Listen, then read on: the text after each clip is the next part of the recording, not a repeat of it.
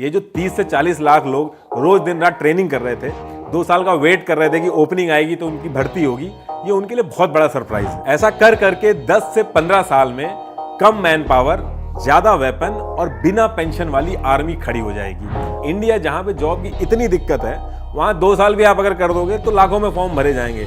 लेकिन इसे जॉब देना नहीं कहते हैं, फिर इसे मजबूरी का फायदा उठाना कहते हैं। आप बताओ, आप भेज दोगे अपने बच्चे को या फिर अपने छोटे भाई को 20 से 21 लाख रुपए के लिए गोली खाने के लिए? और जब ये लोग 4 साल के बाद इंटरव्यू में बैठेंगे तो सबसे पहला क्वेश्चन वही टिपिकल कॉर्पोरेट वाला ही होगा इनसे कि आप वहां पर रिजेक्ट किस वजह से हुए, क्यों आप 25% में नहीं पहुंच पाए। देखिए, अगर किसी को आर्म फोर्सेस में जाना होता है तो उसके लिए 2 तरीके हैं। पहला है परमानेंट कमीशन और दूसरा है शॉर्ट सर्विस कमीशन, SSC। अब ये परमानेंट कमीशन क्या होता है? देखिए, आर्मी के अंदर हर विंग की अलग अलग एज होती है। किसी विंग के अंदर यंग लोगों की जरूरत होती है तो वहां 40 साल तक की सर्विसेज होती है, किसी विंग में 50 साल की जरूरत होती है। तो ऐसे करके हर विंग की अलग अलग एज होती है। परमानेंट कमीशन में अगर आप जाते हो तो जिस विंग में आप जाते हो उस पर्टिकुलर विंग की डिसाइडेड एज तक आपको जॉब करनी होगी। उसके बाद आप रिटायर हो गए और उसके बाद आपको एक एक्स सर्विसमैन के बेनिफिट मिलेंगे, जैसे कि पेंशन, ग्रेजुटी वगैरह। वहीं अगर SSC शॉर्ट सर्विस कमीशन में आपका होता है तो वहां पे आपको 10 साल तक जॉब करनी होगी, कुछ केसेस में एक्सटेंड होकर 14 साल तक हो जाती है। उसके बाद आप रिटायर हो जाओगे, लेकिन आपको कोई पेंशन वगैरह नहीं मिलेगी। देखिए, ये तो बात हो गई परमानेंट और शॉर्ट सर्विस कमीशन की, जिसको हमने बेनिफिट और रिटायरमेंट के बेसिस पे बांट दिया। आर्म फोर्सेस के अंदर आप किस रैंक पे जाओगे, इसके भी 2 लेवल होते हैं। एक तो आप ऑफिसर रैंक पे एंट्री करते हो, जैसे लेफ्टिनेंट वगैरह। दूसरी एंट्री होती है जवान या फिर सिपाही की लेवल पे। इसके बाद आपके एक्सपीरियंसेस और एक्सपर्टीज के बेसिस पे आपका प्रमोशन होता है। तो देखिए, ये जो नई पॉलिसी आई है, इसमें एक तरह से आप ये समझ लीजिए कि permanent commission, short service commission के साथ साथ एक चीज और जुड़ गई है, अग्निपथ। तो इससे पहले कि हम डिस्कस करें कि अग्निपथ है क्या चीज, एक चीज आप समझ लीजिए। जैसे मैंने आपको बताया कि 2 लेवल पे एंट्री होती है आर्म फोर्सेस के अंदर, एक ऑफिसर रैंक पे, दूसरी जवान या फिर सिपाही के लेवल पे। तो जो ऑफिसर रैंक की भर्ती होती थी वो जैसे पहले हो रही थी बिल्कुल वैसे ही होती रहेगी, उसमें कोई चेंजेस नहीं है। तो ये जो सारा डिस्कशन चलेगा, ये चलेगा जवान यानी कि जो सैनिक लेवल पे है उनके ऊपर चलेगा। ये जो अग्निपथ स्कीम भी आई है, ये सिर्फ सैनिकों यानी कि जो जवान है उनकी भर्ती के लिए आई है।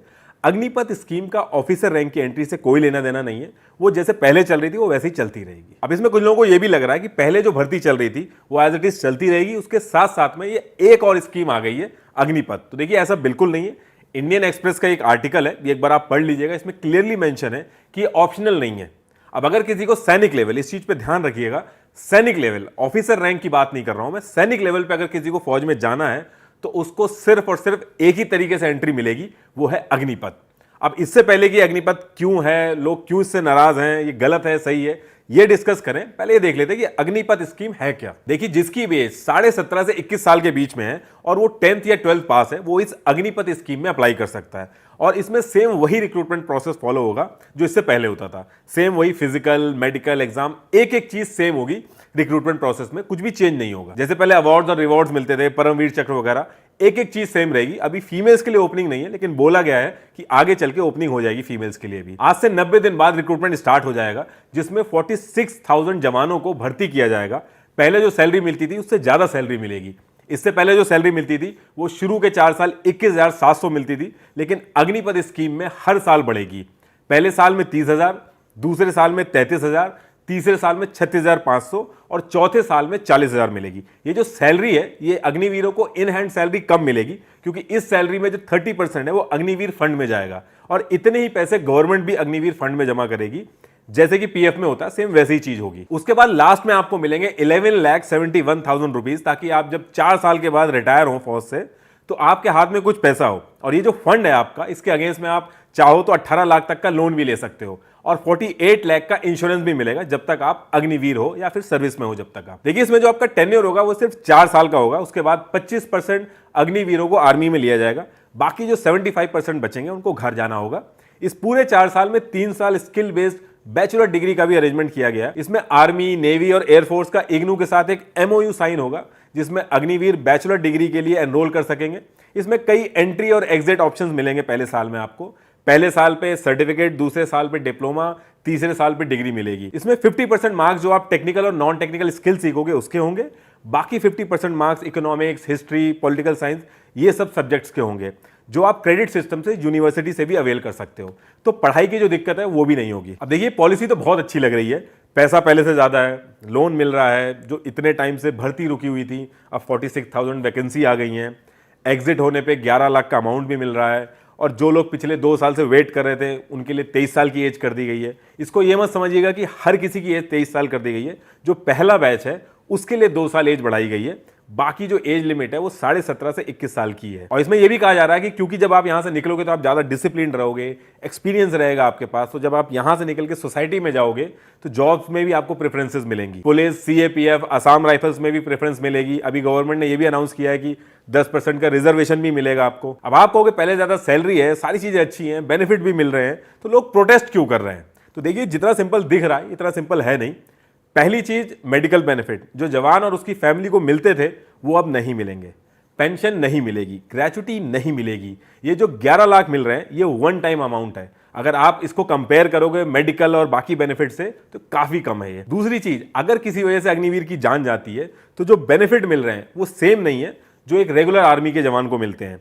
रेगुलर सोल्जर जब शहीद होता है तो उसकी फैमिली को भी लाइफ टाइम बेनिफिट मिलते हैं। जो एक तरह का क्लास डिफरेंस हम बाकी के गवर्नमेंट डिपार्टमेंट में देखते हैं, जो एडहॉक और कॉन्ट्रैक्ट बेस्ड एम्प्लॉय और परमानेंट एम्प्लॉय में होता है, कुछ उसी तरीके का सिस्टम यहां भी इंट्रोड्यूस हो गया है। इस पूरी सिचुएशन में ऐसा नहीं लग रहा कि आर्मी की भर्ती हो रही है, ऐसा लग रहा है कि 4 साल का ट्रेनिंग प्रोग्राम होगा, उसके बाद डिसाइड होगा कि लाइफ में होगा क्या। पहले जैसे गांव में फौज में नौकरी मिलते ही शादी फिक्स कर दी जाती थी, एक जवान और उसके घर वाले अपने आप को सिक्योर और सेटल्ड फील करते थे।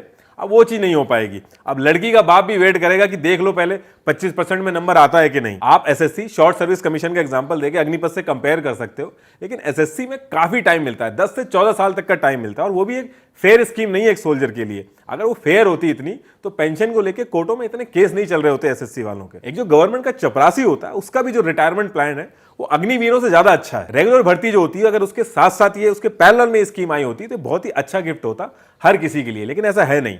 देखिए, कई महीने पहले से इस स्कीम के बारे में बात हो रही है और जो पॉलिसी मेकर्स हैं उनको बहुत अच्छे से पता था कि जैसे ये पॉलिसी आएगी सबसे बड़ा क्वेश्चन यही होगा कि पहले जो भर्तियां हो रही थी उसके साथ साथ ये स्कीम चलेगी या फिर ये अलग से चलेगी।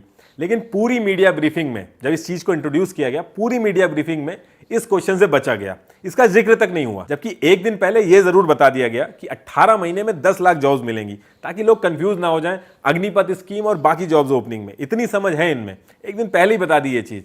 लेकिन आप 100 बार इनके स्पोक्स पर्सन से पूछ लो कि पुरानी भर्ती जो थी वो एज इट इज चलती रहेंगी, ये जो अग्निपथ स्कीम है ये पैरेलल में आई है, आपको गोलमोल जवाब मिलेंगे। आधे लोग अभी भी ये समझते हैं कि पैरेलल में आई है, जो पुरानी भर्ती वो एज इट इज चलती रहेंगी, जबकि ऐसा नहीं है। एक भर्ती रैली होती है जिसमें फिजिकल टेस्ट होता है, काफी टफ होता है वो। उस भर्ती रैली के लिए गांव में लड़के 4-4 साल तक दौड़ते हैं, रोज मेहनत करते हैं। अभी एक वीडियो वायरल हुआ था जिसमें मैकडी में काम करने वाला लड़का भाग रहा था रात में, वो उसी भर्ती के लिए दौड़ रहा था जो पिछले 2 साल से बंद है। और अब ये अग्निपथ आने के बाद वो भर्ती सिर्फ 4 साल की बची है। लोग 4-4, 5-5 साल मेहनत करते हैं, सिर्फ 4 साल आर्मी में रहने के लिए नहीं करते हैं वो। ये जो 30 से 40 लाख लोग रोज दिन रात ट्रेनिंग कर रहे थे, 2 साल का वेट कर रहे थे कि ओपनिंग आएगी तो उनकी भर्ती होगी, ये उनके लिए बहुत बड़ा सरप्राइज है। आप सोच के देखिए एक बार, ये जो अग्निपथ स्कीम के जो बेनिफिट है, ये सरकार पहले जो रिक्रूटमेंट करती थी उसमें कुछ चेंजेस करके भी कर सकती थी। और ये जो यंगस्टर को डिसिप्लिन में लाना और एम्प्लॉयबल बनाने वाली बात है, ये चीज तो एनसीसी और टेरिटोरियल आर्मी में भी करी जा सकती थी, इंप्लीमेंट किया जा सकता था इसको, लेकिन ऐसा नहीं किया गया क्योंकि इसके पीछे काफी चीजें हैं, वो हम डिस्कस करते हैं। देखिए, जो सारी चीजें इस तरीके से इंप्लीमेंट की गई हैं, इसके पीछे 2 रीजन है। एक है डिफेंस में मैन पावर का एक्सपेंस, दूसरा है एवरेज एज आर्मी की। तो पहले मैन पावर का जो एक्सपेंस है वो डिस्कस करते हैं। जो ओवरऑल डिफेंस का बजट है वो है 5,25,000 करोड़, 5.25 ट्रिलियन, जिसमें से 1.19 ट्रिलियन यानी कि 1,19,000 करोड़ पेंशन में जाता है, सेम इतना ही सैलरी में जाता है, और इसके बाद फूड और बाकी चीजों में जाता है। अभी कोई आर्मी में 40 साल अगर सर्विस देता है तो सर्विस पूरी होने के बाद 40 साल तक उसको पेंशन मिलती है। पूरे डिफेंस बजट में से 3 लाख करोड़ से ज्यादा इन एक्सपेंसेस में जाता है, और जो वेपन मॉडर्नाइजेशन, नए वेपन ऐड करना, नई टेक्नोलॉजी इंप्लीमेंट करना, इन सब के लिए बहुत ही कम पैसा बचता है। इसको एक एग्जांपल से समझते हैं, चाहे यूएस हो, रशिया हो, इन सब से हमारी आर्मी मैन पावर में काफी ज्यादा है, 14 लाख से भी ज्यादा है मैन पावर है हमारे पास। लेकिन आज की डेट में अगर लड़ाई हो जाए तो हम लोग बैकफुट पे आ जाएंगे, क्योंकि उनके पास ज्यादा अच्छे वेपन और टेक्नोलॉजी है। तो एक्चुअल में अगर आर्मी को आगे बढ़ना है तो वेपन का मॉडर्नाइजेशन बहुत ही जरूरी है, और ये चीज हमको रियलाइज हो चुकी है। लेकिन बजट तो उतना ही है इंडिया के पास, क्योंकि फिर बाकी डिपार्टमेंट कैसे रन होंगे। लेकिन एक तरीका है, अगर मैन पावर कम कर दिया जाए तो जो एक्सपेंस होगा वो कम हो जाएगा, और वो पैसा हम वेपन के ऊपर खर्च कर सकते हैं। ऐसा बाकी कंट्रीज भी कर रही हैं, अपनी मैन पावर कम कर रही हैं, उससे ज्यादा पैसा वो टेक्नोलॉजी पे खर्च कर रही हैं। दूसरी चीज है एवरेज एज। सुब्रमण्यम कमेटी जो कारगिल वॉर के बाद बैठी थी, उसने भी ये चीज कही थी कि एवरेज एज आर्मी की कम होनी चाहिए, क्योंकि जो 22-23 साल का जवान जितनी तेजी से पहाड़ पे चढ़ पाएगा उतनी तेजी से एक 32 साल का सिपाही नहीं चढ़ पाएगा। तो जो रेशियो है वो 1/1 का होना चाहिए, मतलब कि यंग और सीनियर का कॉम्बिनेशन होना चाहिए 50-50% का। अभी जो एवरेज एज है आर्मी की वो 32 ईयर्स है। डिफेंस काफी टाइम से इस पे काम कर रहा है कि आर्मी की जो एवरेज एज है वो कम हो जाए, और इंडिया एक यंग कंट्री है, यहाँ पे यूथ ज्यादा है, तो अगर एक सही पॉलिसी इंप्लीमेंट कर दी जाए तो बड़ी आसानी से अचीव हो सकता है। तो ये जो एवरेज एज है आर्मी की और ये जो मैन पावर पे जो इतना एक्सपेंस हो रहा है, इन दोनों चीजों का सोल्यूशन है अग्निपथ स्कीम। देखिए, हर साल 60,000 के करीब आर्मी से रिटायर होते हैं और हर साल अलग अलग रेजिमेंट में इतने ही हायर होते हैं। 1,65,000 रिक्रूटमेंट हुए थे 2017, 18 और 19, इन 3 सालों में। उसके बाद से रिक्रूटमेंट बंद हो गई, और ये मैं खुद नहीं बोल रहा हूं, ये डिटेल श्रीपद नायक जी ने लोकसभा में बताई थी। 2019 से लेकर आज तक उसके बाद रिक्रूटमेंट बंद है। इसका मतलब कि 1,65,000 और अभी तक ज्वाइन हो जाने चाहिए थे, लेकिन नहीं हुए। मतलब कि 1,65,000 लोगों की शॉर्टेज है हमारी आर्म फोर्सेज में, और 2 साल से हायरिंग बंद है, तो जो एवरेज एज है वो भी और बढ़ गई होगी। और जब इनसे पूछा जाता है कि 3 साल भर्ती क्यों नहीं हुई, ये हायरिंग रुकी क्यों रही, तो ये रीजन दिया जाता है कि कोविड की वजह से नहीं हुई। हालांकि जब इलेक्शन होते हैं, रैलियां होती हैं, ये सारी कोई भी चीज नहीं रुकी, लेकिन अगर जवान इकट्ठे हो जाते रिक्रूटमेंट के लिए तो वो दिक्कत हो जाती। अब देखिए, अग्निपथ स्कीम आ चुकी है। 1,65,000 जो आर्मी मैन है उनकी शॉर्टेज ऑलरेडी थी। अग्निपथ स्कीम आ जाने से शॉर्टेज पूरी हो जानी चाहिए, लेकिन शॉर्टेज पूरी नहीं होगी, बल्कि आर्मी कम होगी। अभी आपको समझ में आ जाएगा कैसे। अग्निपथ स्कीम में 46,000 भर्ती आई हैं।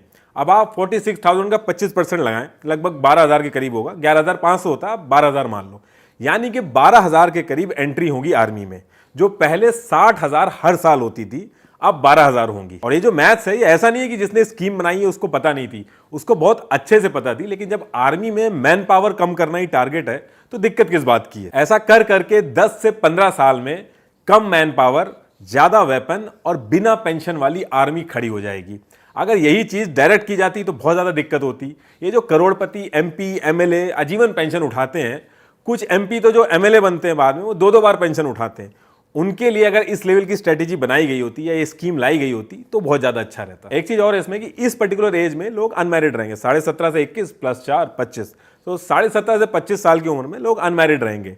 और जब 4 साल कंप्लीट करके निकलेंगे, उसके बाद कोई लायबिलिटी नहीं है गवर्नमेंट की इस स्कीम के हिसाब से। जो फैमिली के बेनिफिट मिलते हैं, मेडिकल बेनिफिट, बाकी जितने भी बेनिफिट होते हैं, इससे भी कॉस्टिंग कम होगी। तो इससे अच्छी बात क्या हो सकती है पॉलिसी मेकर्स के लिए कि दोनों हाथ घी में और मुंह कढ़ाई में। लेकिन एक्सपर्ट्स के हिसाब से जिस मोटिव से इसको इंप्लीमेंट कर रही है सरकार, वो भी उतना परफेक्ट नहीं है।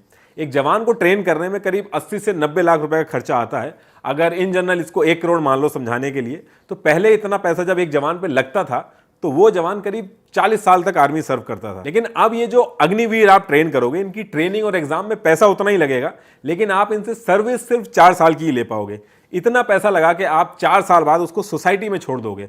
मतलब कि आपको अगर एक 40 साल की सर्विस लेनी है तो उसके लिए आपको 10 अग्निवीर लगेंगे, जो पहले 1 लगते थे। तो देखा जाए तो ये भी एक नुकसान है। देखिए, जो स्कीम है ये अभी भी एक अच्छी स्कीम बन सकती है। इसमें बस आपको इतना करना है कि इतना पैसा लगा के जो आपने जवान ट्रेन किए हैं, इनको 4 साल बाद सोसाइटी में छोड़ने की बजाय कहीं पे आप यूज कर लो इनको। आप इनको CAPF, BSF, ITBP में यूज कर लो, कोई बुरा नहीं मानेगा। सब आपके इस फैसले को वेलकम करेंगे और आपका भी मोटिव पूरा हो जाएगा और लोग भी खुश हो जाएंगे। देखिए, गवर्नमेंट के इंटेंशन पे डाउट नहीं है। ऐसा नहीं है कि गवर्नमेंट कोई साजिश कर रही है। आई एम श्योर गवर्नमेंट ने बहुत ही सोच समझ के लिमिटेड बजट को कैसे अच्छे से यूज किया जाए, उसी डायरेक्शन में कदम उठाया होगा। इनफैक्ट कम से कम सोचा तो सही कि इंडिया के अंदर डिफेंस रिफॉर्म की जरूरत है। जो बाकी गवर्नमेंट थी वो कभी हाथ नहीं डालती थी लोगों की नाराजगी की वजह से। कम से कम इस गवर्नमेंट ने ये कदम तो उठाया, लेकिन ये आपको मानना पड़ेगा कि एग्जीक्यूशन में इशू है, इसीलिए लोग इतना सवाल उठा रहे हैं। बस इन 4 साल के बाद जो आप इनको सोसाइटी में छोड़ रहे हैं, इसके बाद इनको आप कहीं यूटिलाइज कर लीजिए, तो भी लोग आपके एफर्ट्स को अप्रिशिएट करेंगे। ये जो एक पैटर्न है ना कि कोई अच्छी स्कीम दिखी उसको तुरंत लागू कर दो बिना कोई पायलट प्रोजेक्ट के, ये गलत है। असल बात यह है कि इसमें और डिस्कशन और सोच और विचार की जरूरत थी।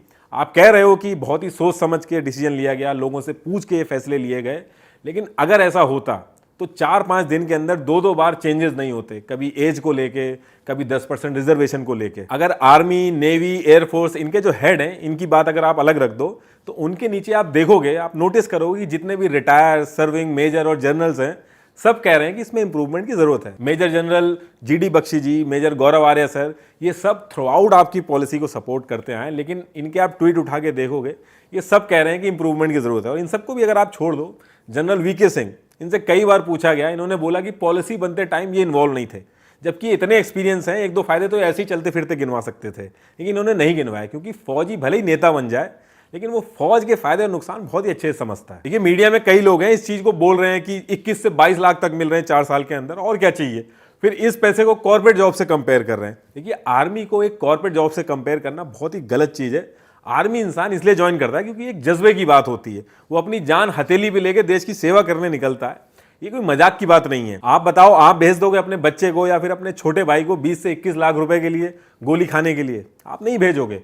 जब एक जवान अपनी जान हाथ में लेके देश की सेवा करने निकलता है तो उसको बस इतना ही चाहिए कि उसकी फैमिली सिक्योर रहे, जो बेनिफिट है उसकी फैमिली को मिल जाए। उसको 4 साल के बाद अगर प्रोग्रामिंग सीख के कॉर्पोरेट में जॉब ही करनी होगी तो वो शुरू से ही प्रोग्रामिंग की ट्रेनिंग लेगा, वो क्यों इतना सब कुछ करेगा। 4 साल बाद अगर किसी जवान को अपना बंदोबस्त देखना होगा तो आप उससे उस लेवल की मोटिवेशन एक्सपेक्ट नहीं कर सकते जो एक रेगुलर जवान में होती है। आर्मी में बॉन्डिंग बहुत ही इंपॉर्टेंट चीज होती है। चौथे साल में वो अपने बैचमेट को एक कंपटीशन समझेगा कि 25% में मेरा ही नंबर आ जाए। एक फुल्ली ट्रेंड जो कॉम्बैट रेडी सोल्जर्स होते हैं उनको 7 से 8 साल लग जाते हैं। आप 4 साल की ट्रेनिंग देके S-400 ऑपरेट नहीं करवा पाओगे उनसे। हालांकि लोग अभी भी फॉर्म भरेंगे, एग्जाम देने जाएंगे, हर किसी को ये चीज पता है, तभी ये स्कीम आई है कि इंडिया जहां पे जॉब की इतनी दिक्कत है वहां 2 साल भी आप अगर कर दोगे तो लाखों में फॉर्म भरे जाएंगे। लेकिन इसे जॉब देना नहीं कहते हैं, फिर इसे मजबूरी का फायदा उठाना कहते हैं। आप कह रहे हो कि यहां से 4 साल के बाद जब वो निकलेगा तो बहुत ही डिसिप्लिन्ड होगा, उसके रिज्यूमे में वेट होगा। देखिए, आज से पहले जितने भी एसएससी से रिटायर होकर निकले हैं उनको कहां जॉब मिली है और कितनी जॉब मिल गई है।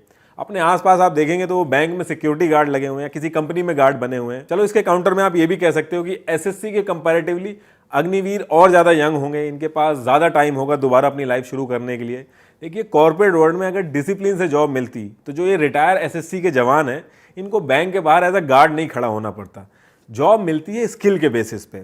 चलो 15% में टेक्निकल मान लूँ, अगर उसके बाद भी 80 से 85% जो 4 साल के बाद निकलेंगे वो डॉटनेट और जावा की स्किल सीख के नहीं निकलेंगे। ये लोग वेपन चलाने में माहिर होंगे। और जब ये लोग 4 साल के बाद इंटरव्यू में बैठेंगे तो सबसे पहला क्वेश्चन वही टिपिकल कॉर्पोरेट वाला ही होगा इनसे कि आप वहां पर रिजेक्ट किस वजह से हुए, क्यों आप 25% में नहीं पहुंच पाए। कुछ लोग ये भी कह रहे हैं कि 30 से 40 हजार जो अग्निवीर हैं वेपन में ट्रेंड होंगे, जब चौथे साल में रिजेक्ट होकर सोसाइटी में वापस आएंगे तो गलत एक्टिविटी करेंगे।